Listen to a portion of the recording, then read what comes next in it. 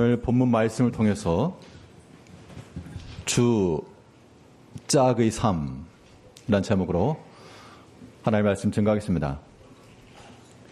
1인 방송의 시대가 돼서 누구라도 인터넷을 켜고 또 유튜버 방송도 하고 그렇게 합니다.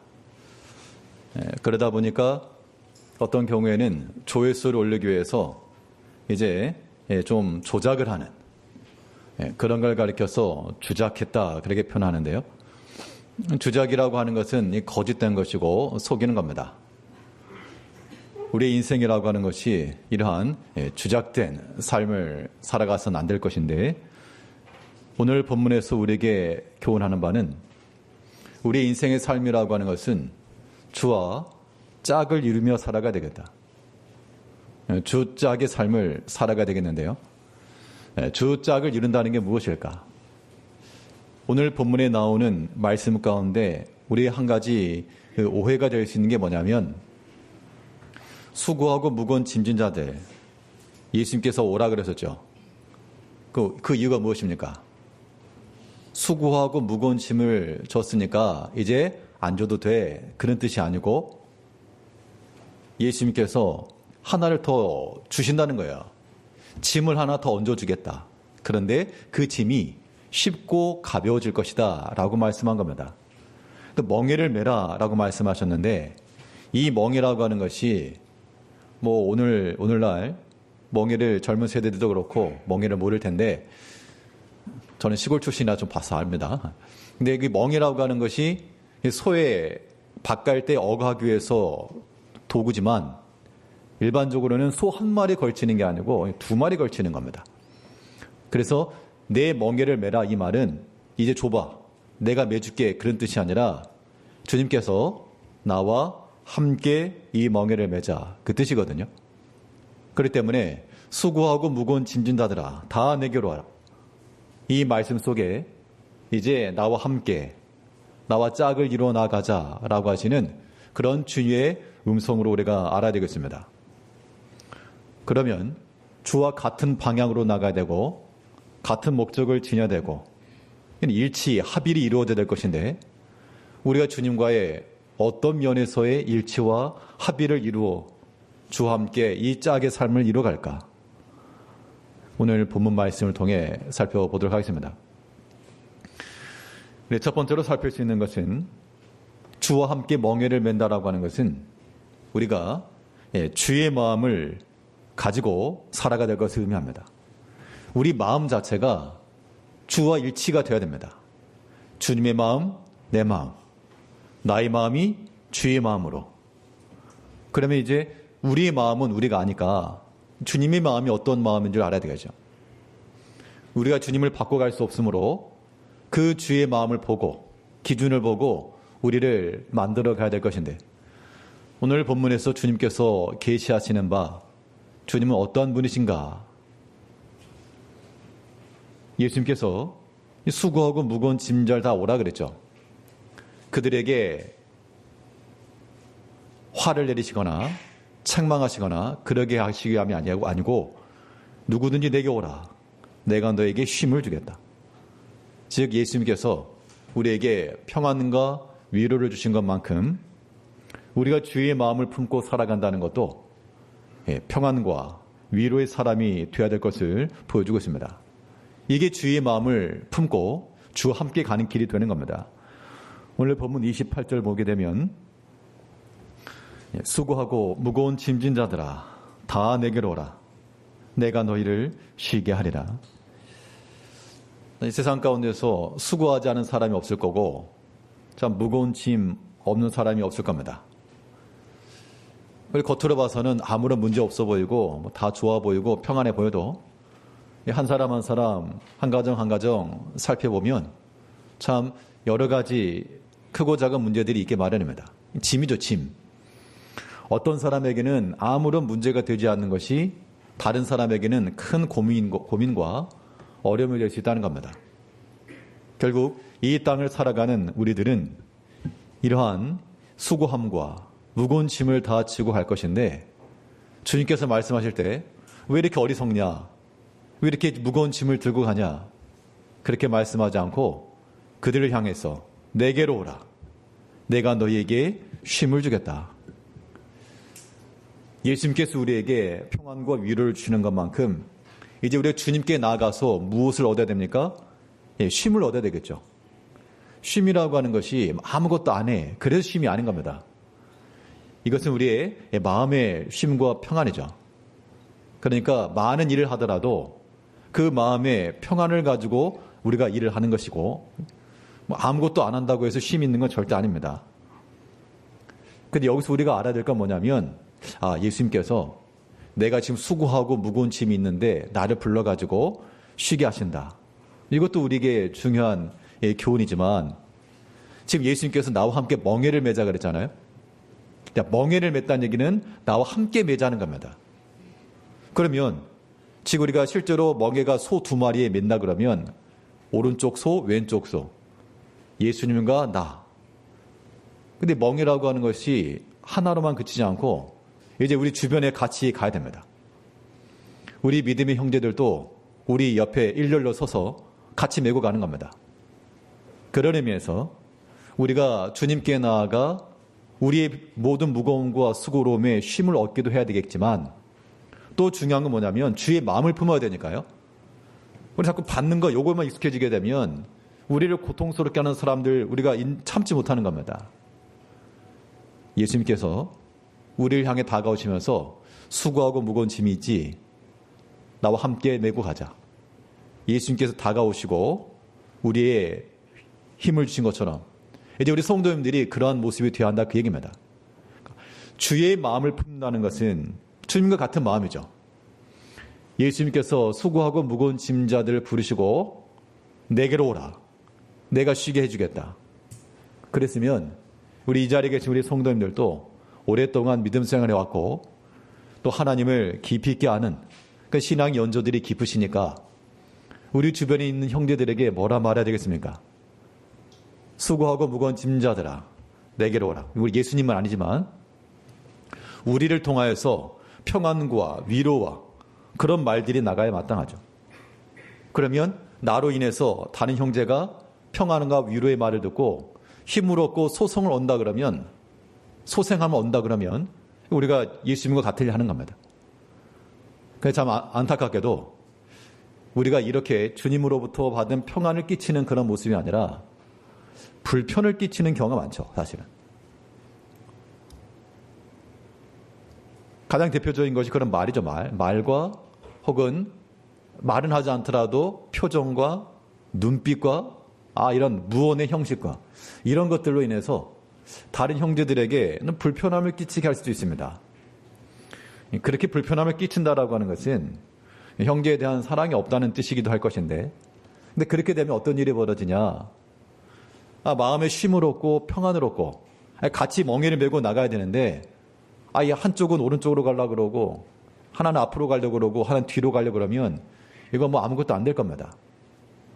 이제 우리가 주의 마음을 품고요. 예수님께서 그의 제자들에게 내가 너에게 무엇을 준다 그랬습니까? 내가 너에게 평안을 준다.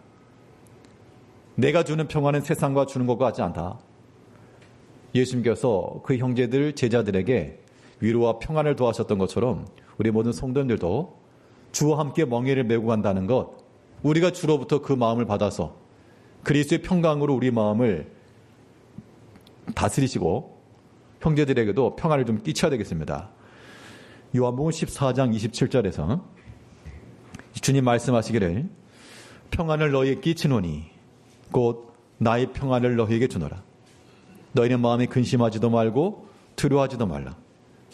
그러니까 마음에 근심이 있고 두려움이 있던 사람들이 그 예수님의 그 평안을 인해서 안도함을 받고 쉼을 얻게 되는 것. 이게 이제 주의 마음인 겁니다. 우리 같이 주의를 하잖아요. 그러면 때로는 힘이 붙여가지고 사람마다 항상 영적 충만하지 못하니까 어떤 경우는 좀 힘에 붙이는 그런 때가 있습니다. 그럴 때 우리의 작은 위로의 말, 모든 관심, 따뜻한 관심 이런 것들이 다른 형제에게 평안을 주고 마음에 근심하던 것이 마음에 분유하던 것이 이런 것들이 좀 진정이 되고 그러면 이제 주님의 마음을 품은 건데 그런데 그렇지 못하는 경우가 가끔씩 있다는 겁니다. 우리가 그런 일을 당하면 참 속상하시죠? 근데 또 우리가 그런 일을 한 번 당했다는 것은 한 두세 번은 줬다. 그렇게 생각해야 됩니다. 내가 인지하지 못하고 깨닫지 못해서 그렇지 우리도 또한 다른 형제들에게 평안을 끼치지 못하고 어떤 면으로는 불편함을, 어떤 면으로는 상함을 그렇게 끼쳤을 수도 있다라고 하는 생각을 하면서 우리가 그런 모습을 볼 때마다 우리 자기 자신을 살펴내야 됩니다. 예수님께서 오늘 본 말씀을 통해서 그 당시 제자들에게 또 예수님을 따라 나왔던 사람들에게 또 오늘 이 신약 시대를 살아가는 우리 성도들에게도 그 누구라도 수고하고 무거운 짐진 자들이여 다 내게로 오라.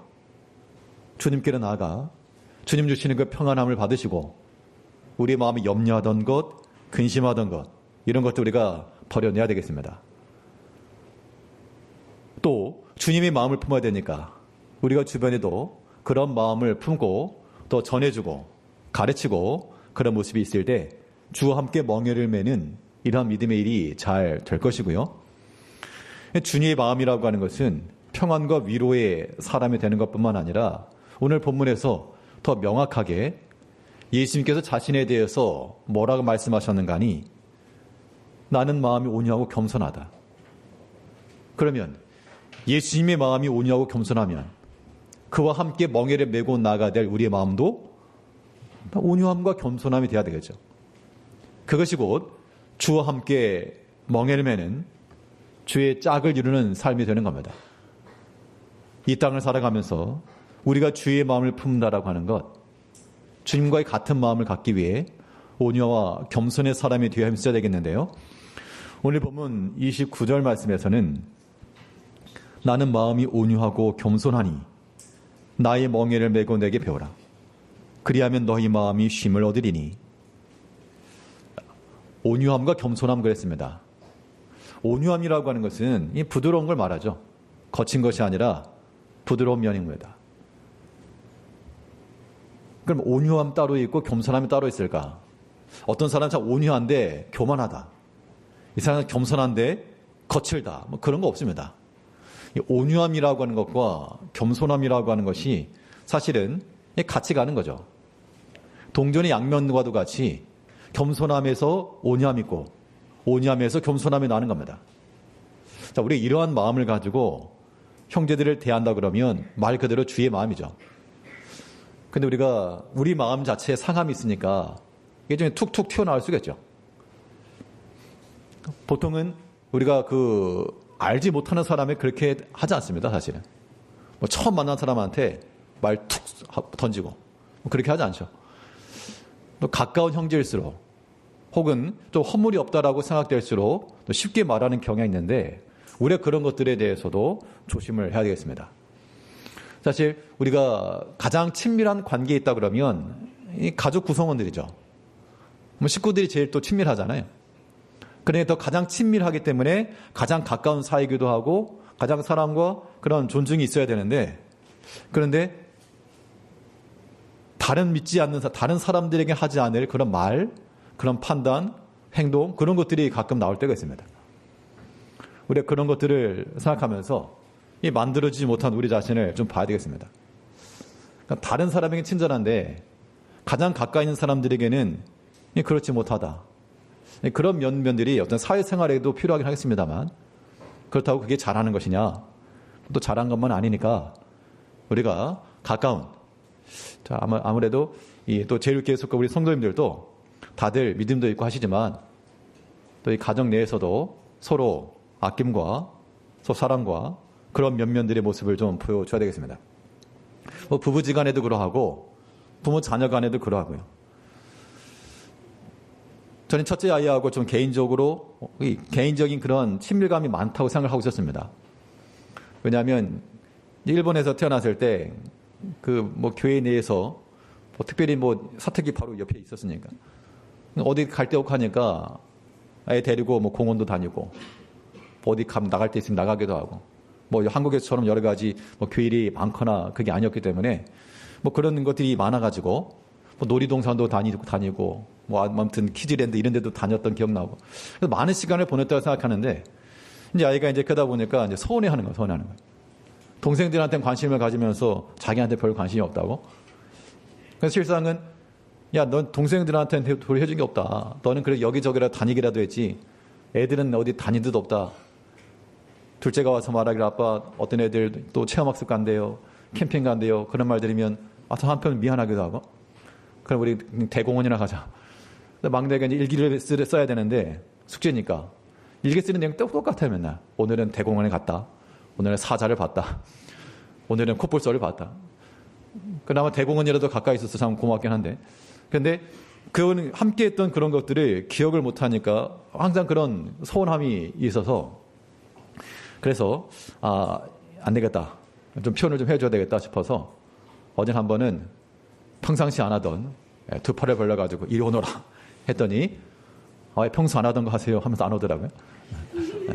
우리가 물론 이제 가정 내에서 우리 바깥에서 이제 여러 가지 일들이 있다 보면 집에 좀 쉬고 싶으니까 귀찮고 말하기도 싫고 그렇죠.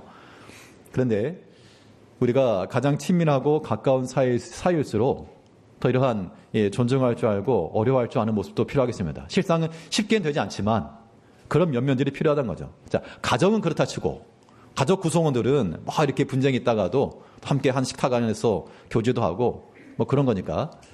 그런데 이 교회 공동체라고 말할 때는요, 이게 좀 애매할 수 있습니다. 친밀한 관계임에도 불구하고 어떤 경우는 완전 남남처럼 그런 될 수 있거든요. 그렇기 때문에 우리가 우리 믿음의 형제들일수록, 또 가까이 있는 우리 형제들일수록, 또 같은 일을 하는 형제들일수록 우리가 서로 간에 무례함의 말과 행실이 이루어지지 않아야 됩니다. 이런 것이 다 하나의 모습이에요. 고린도서에 보게 되면 바울 사도가 사랑장에 사랑에 관한 말을 하면서 사랑은 어떠하고 말했죠. 사랑은 오래 참고 온유하며 시기하지 않고 무례 행치 않고, 이게 다 사랑의 그 면면들이라는 겁니다. 반대 우리가 참지 못하고 온유하지 못하고 무례 행한다는 것은 사랑이 없다는 얘기죠. 그건 주님의 마음이 아닌 겁니다. 우리가 주님과 같은 마음을 품어야 되겠는데 그 온유함과 겸손함의 그런 모습들이 우리에게 없다? 우리 마음이 잘못된 거죠. 그걸 우리가 개선하고 고쳐나가기 위해서 하나님의 말씀도 듣고 기도도 하고 그런 거 아닙니까? 우리 모든 기도 제목 가운데 주님의 마음을 담게 해주시고, 주님께서 온유하고 겸손하다 그랬으니 우리도 온유함과 겸손함이 되게 하시고. 근데 온유함과 겸손함이라고 하는 것은 두 가지만 있는 게 아닌 거예요. 우리가 잘 아는 대로 그 성령 열매가 있죠. 성령 열매 몇 가지죠? 성령의 9가지 열매예요. 9가지 열매. 뭡니까? 사랑과 희락과 화평과 쭉 나오죠. 근데 나는 사랑이 있는데 나는 참지 못한다. 그럼 그건 성령 열매인가요? 아니죠. 그러니까 성령의 열매가 9개가 있는 게 아니고 성령의 열매들이 아니라 성령 열매를 말한 겁니다. 단수예요, 단수. 성령으로 심었을 때 나타나는 것이 사랑으로 나타나는 것이고, 온유함으로 나타나는 것이고, 충성함으로 나타나는 것이죠. 성령으로 심었느냐가 중요한 겁니다. 같은 이치로 예수님께서 말씀하시기를 나는 마음이 온유하고 겸손하다. 그럼 이 두 가지만 있을까요? 그렇지 않죠. 우리의 신앙 인격이라고 하는 것이 이 온유함과 겸손함으로 다 총체적으로 그렇게 만들어져 가야 됩니다. 이른바 신앙 인격의 5손가락이라고 말할 수 있겠는데, 우리 에베소 4장 2절 말씀을 보게 되면 성도에 합당한 삶에 대해서 말씀할 때 모든 겸손과 온유로 하고 오래 참음으로 사랑 가운데 서로 용납하고. 그러니까 이게 지금 이제 그 빨간 글씨로 해놓은 거 첫 글자만 따면요, 겸손, 온유, 참음, 사랑, 용납이죠. 겸손, 참사용. 참사가 무슨 참사를 말하는 건 아니고 겸손함과 온유함과, 이 겸손함과 온유하다는 것은 그 두 가지만 있다는 게 아닌 거죠. 거기에는 오래 참음과 사랑과 용납과, 그러니까 이런 것 중에서 난 한 가지만 있다, 한 가지라도 있는 게 어디냐라고 생각할 수 있지만, 한 가지가 있다라고 하는 거 다른 게 없다, 그럼 한 가지도 제대로 된 게 아닌 겁니다. 이 모든 것은 다 우리 사랑이라고 하는 단어로 표현될 수가 있겠죠. 주님께서 우리를 사랑하시기 때문에 그 사랑하는 마음으로 오래 참아주시고 용납해주시고 기다려주시고 또한 온유하게 대해주시고 주님의 마음이 그러하다는 겁니다. 예수님께서 오늘 본문에서 말씀하시기를 너희는 내게 나와라. 내게 와서 내 멍에를 좀 매라. 주님의 멍에는 우리가 매야 될 거기 때문에 우리 짐이 없어지거나 그런 게 아니라 그대로 있죠. 그대로 있지만 주님의 마음을 품으니까 주님께서 주시는 그 평안이 우리 가운데 들어오고 주의 그 관용함과 그 전에는 내가 용서하지 못하고 사람이 마음이 짐이라고 하는 게요. 보통 실제로 짐을 져서 무거운 짐이 아니고 관계에서 오는 게 많습니다.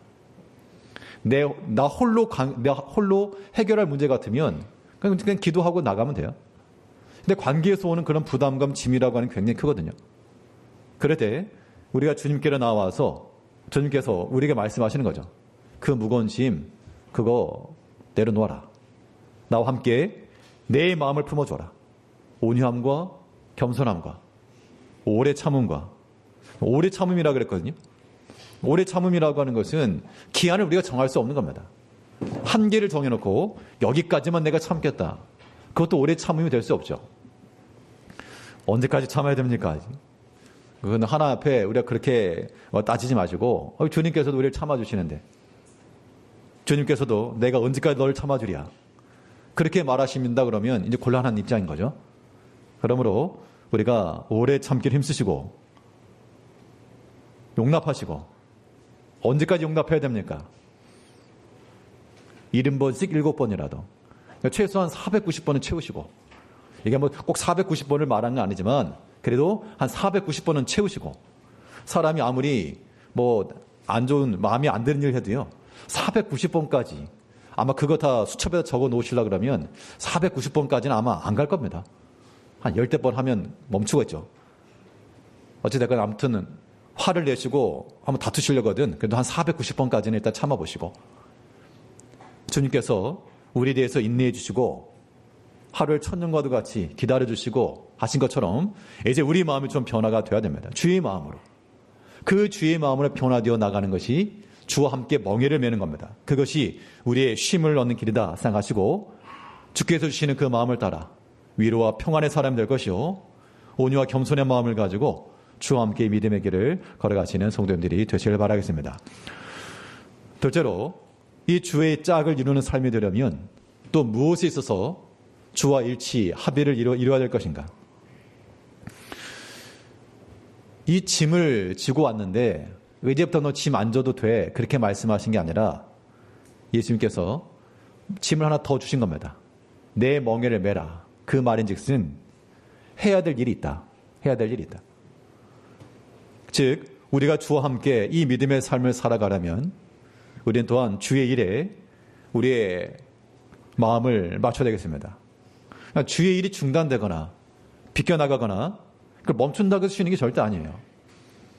우리가 보통 그런 마음을 갖기 쉽거든요. 어떤 일 하다 보면 이제 못하겠다. 그러면 쉬면 그만두면 쉴 것 같지만요. 절대 그렇지 않습니다. 당분간은 쉴 수 있지만 마음에 더 큰 부담이 와요. 또 믿음 안에서 사는 사람들은 주의를 하지 않을 수가 없거든요. 그렇기 때문에 우리 마음 가운데 무거운 짐이 왔을 때 그때 해야 될 일이 뭐냐? 하나 앞에서 이 주일에 대한 더 바른 마음 그리고 지금 주일을 또 바로 하기 위해서 주님께 항상 묻고 어떻게 하는 것이 지혜입니까?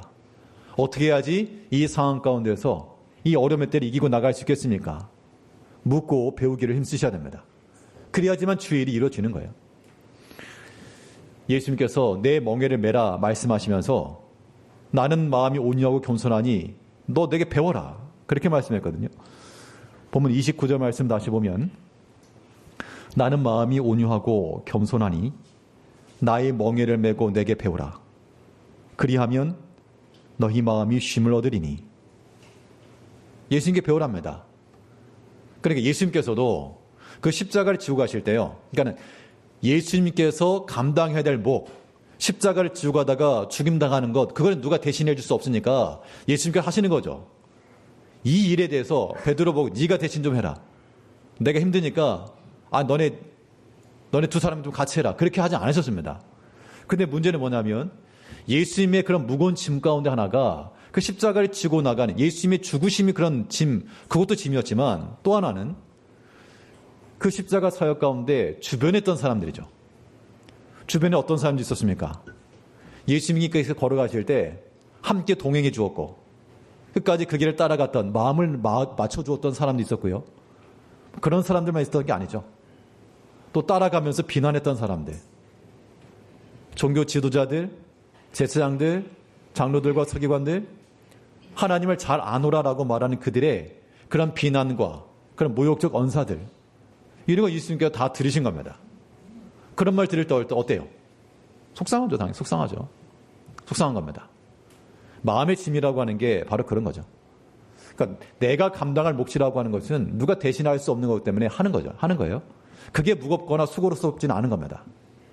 그런데 우리는 지나가면서 사람들로부터 주어지는 평가, 좋은 평가면 우리 기분 좋은데 때로는 박한 평가가 오니까 그것이 우리 마음 가운데 아픔이 되기도 하고 그렇다는 겁니다. 예수님께서 어떻게 하셨습니까? 예수님께서 그 말 다 들으셨잖아요. 예수님께서 잘못한 게 뭐가 있습니까? 예수님께 비난받으실 만한 거 없죠. 그럼에도 불구하고 다 들으셨고 다 인내하셨고 목적은 딱 한 가지, 아버지의 뜻을 이루기 위해서. 예수님께서 하신 말씀이죠. 내게 배워라.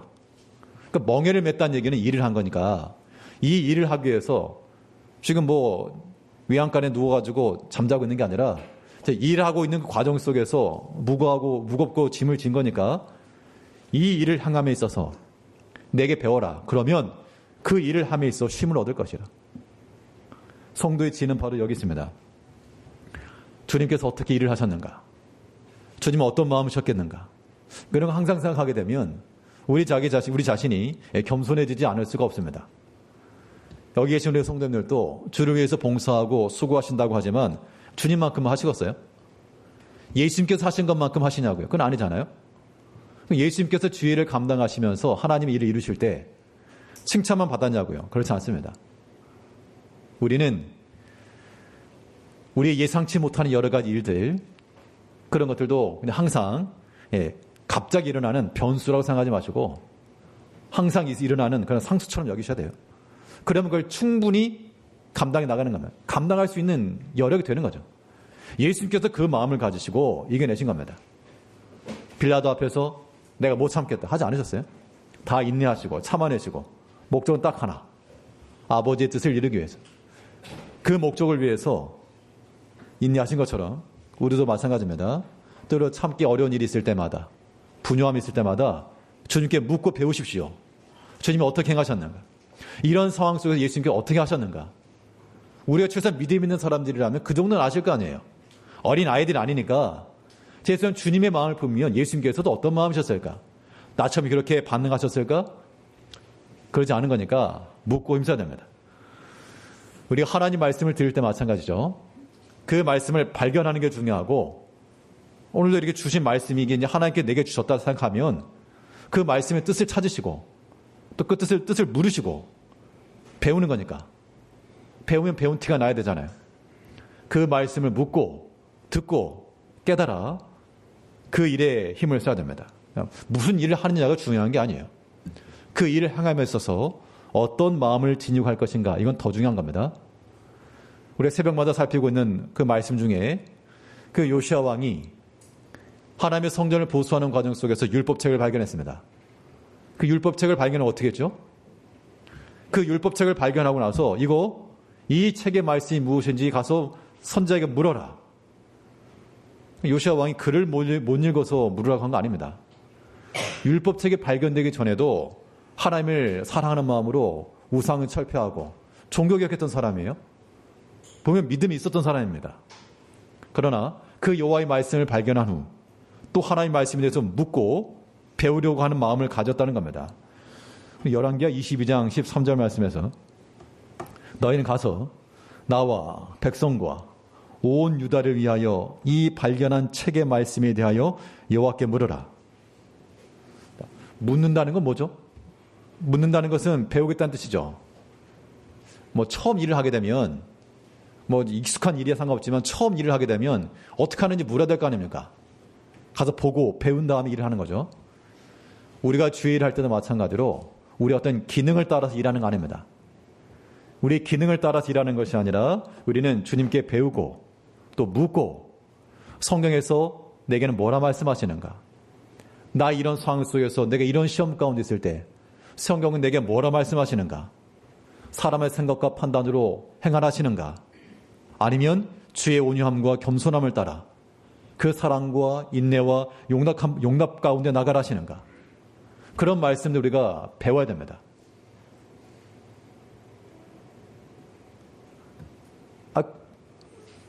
책을 봤으면 알아야죠. 우리가 성경 말씀을 살피는 거니까 그 말씀을 따라서 우리의 신앙인격들이 점차로 만들어져 가야 되겠습니다. 자, 주의 일을 이루어가는 것이 주와 함께 멍에를 매는 것인데 이러한 주의 일을 잘 이루어나가기 위해서는 묻고 배우는 걸 통해서 뭘 해야 되느냐? 궁극적으로 우리가 맡은 그 일들이 우리 마음속에서 항상 새롭게 나타나야 됩니다. 사명을 항상 새롭게 하셔야 돼요. 우리가 어제 입었던 옷 안 입고 갈아입고 새 옷을 입는 것처럼 우리 마음이 날마다 새롭지 않으면 주의 일을 이루어가기가 굉장히 어렵습니다. 지난 일들이 계속 쌓이면 무거워지는 거죠. 우리가 주의 일을 한다고 할 때 우리 마음속에서 주의 말씀을 듣기도 하고 묻기도 하고 깨달아 우리 마음에 새 마음을 얻어야 됩니다. 그렇게 해서 우리가 주의 일을 하는 거죠. 우리 본문 30절을 보게 되면 이는 내 멍에는 쉽고 내 짐은 가벼움이라 하시니라. 그러니까 우리가 내 멍에를 가지고 있으니까 내 걸 가지고 있으니까 30절에서 말하는 내 멍에는 주님 거죠. 근데 예수님 거 말고 우리 자신의 그 멍에와 짐을 지고 있으니까 무거워서 못 나가는 겁니다. 목 아파 죽는 거예요, 그냥. 그거 내려놓는 겁니다. 그러니까 내가 멈추면 나의 일이고 주께서 멈추게 하시면 그 주의 일인 거죠. 우리가 주인께서 이제 그만 되었다. 해가 졌으니 집으로 돌아가자. 그렇게 해서 밭에서 돌아가게 하면 그때는 이제 우리가 일을 멈추는 거지만 한낮에 주께서 일을 하자 했는데 우리가 멈출 수 없죠. 그러려면 내가 가지고 있는 그 짐은 일단 그거 포기하시고 주님께서 메시는 그 멍에와 그 주님의 그 짐을 가지고 가볍다 그랬습니다. 그래서 우리가 주의를 향하시고자 하실 때 항상 우리 마음을 먼저 점검하셔야 되겠습니다. 오늘 우리가 주일 각양각처에서 다 봉사의 직무를 하시죠. 그러면 각각의 일을 하실 때 그냥 하던 대로 하는 거 말고 아니면 기능대로 하는 거 말고 그게 어떻게 봉사의 직무가 되겠어요? 하나님이 기뻐하시는. 우리 마음을 새롭게 하여 큰 일이 되었건 작은 일이 되었건 우리 마음이 새롭게 되어서 주의를 하셔야 됩니다. 그렇지 않으면요. 하나님께서 안 받으실 거 아닙니까? 사람의 생각을 가지고 있는 걸 가지고 드리면 주님께서 받으시겠어요? 사람이라도 나를 위해서 참 기쁨과 정성으로 주는 선물이라 그러면 고맙게 받지만 아무리 고가의 물건이라 그래도 나를 향한 그 마음 없이 그렇게 기능적으로 한다 그러면 그거 그닥 반가울 거 없습니다. 우리가 주의를 한다 할 때 우리 마음이 항상 날마다 새로운 짐을 받아야 되겠습니다. 가볍다 그랬죠? 이 가벼움이라고 하는 것은 경박하다는 뜻이 아니라 새로워졌다 그 얘기입니다. 알게 모르게 옷도요. 계속 입다 보면 무거워집니다. 그래도 한번 세탁을 하게 되면 똑같은 옷인데 뭔가 가벼운 느낌. 신발 같은 운동화도 마찬가지죠. 똑같은 거지만 또 이게 한번 세탁하고 나면 뭔가 가벼운 느낌. 알게 모르게 껴있는 그런 빼곡물들이 빠져서 그런 겁니다. 우리 마음이 새로움과 깃털과 같은 마음을 가지고 주의를 하시려면 우리 마음의 사명을 새롭게 하셔야 됩니다. 그 새로운 마음을 우리가 어떻게 하죠? 헌옷을 벗어버려야 됩니다. 주님께로부터 받아야 돼요. 주께서 주시는 마음이 새 마음. 그 새 마음을 받아야지만 주의를 하는 겁니다.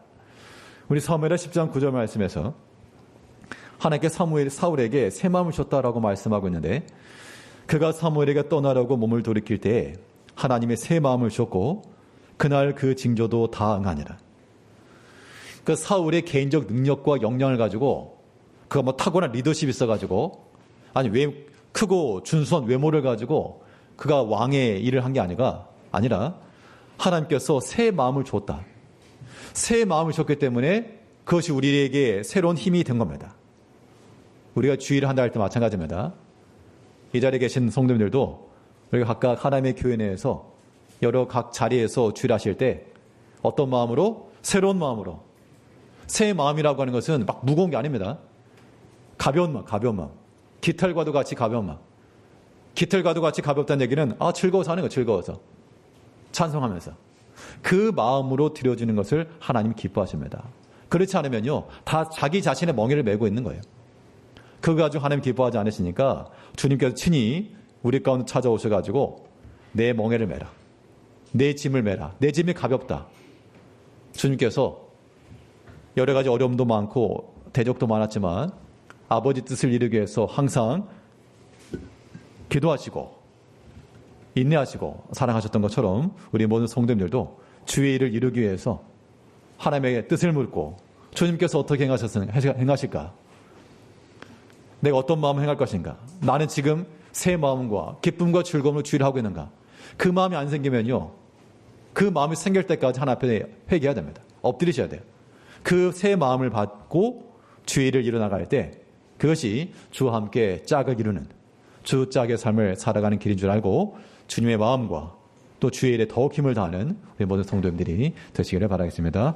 기도하겠습니다. 우리를 변함없이 사랑하신 아버지 하나님, 우리에게